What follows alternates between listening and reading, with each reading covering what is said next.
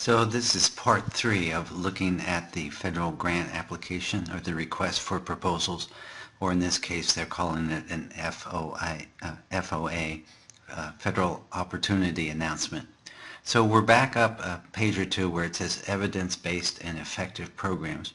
I want to just give a little plug for that Research 2 course and the Research 1 course that you probably have already had or will. The thing is that information is really important as you're talking about how do we know what a good program is and how do we evaluate it. So research is an important part of writing a grant application. You have to know what these terms mean. Evidence-based and effective program. It tells you that there are 35 program models that they have found evidence-based, and then it tells you also that not all of these programs are probably appropriate. So it gives you first a list of programs to choose from, which will make your life a whole lot easier. But even then, you have to look carefully at what the details within those programs. Then you also have to look at what adult preparation subjects you want to include. There are 6 of them. You have to include at least 3.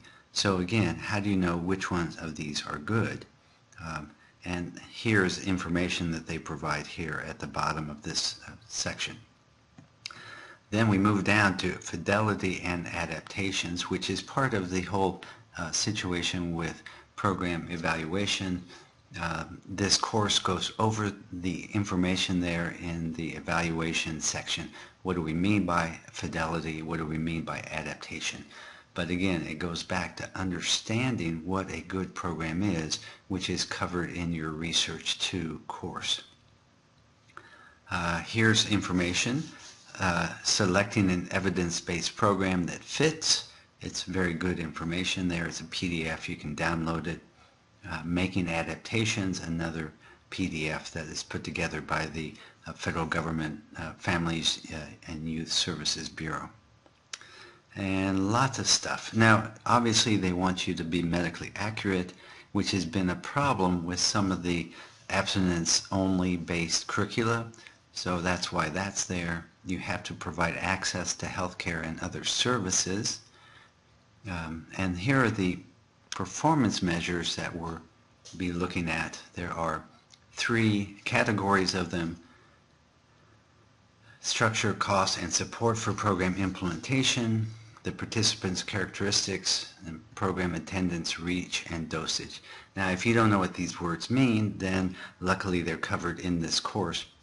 But they should also be part of your program evaluation or Research 2 course. So, you know, all of this stuff that you may have thought less than interesting in terms of research course, it's so vital in writing a grant application that you need to look at it favorably at this point.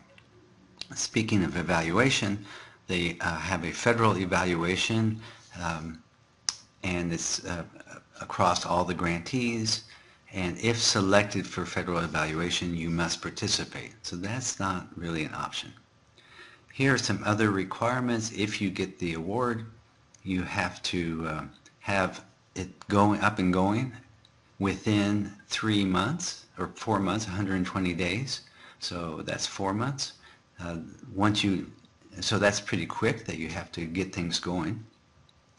You have to have people trained in the program model. You have to submit reports on time. Your budget has to include sending 2 staff members to attend a 3-day National Teen Pregnancy Prevention Grantee Conference and at least 1 2-day meeting. So this is has to be in the budget. If it's not in the budget, you lose a bunch of points. You have to collect the performance measures.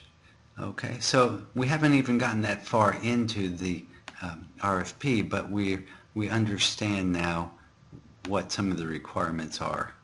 Okay, next we'll talk about why you would go to the trouble of doing all this.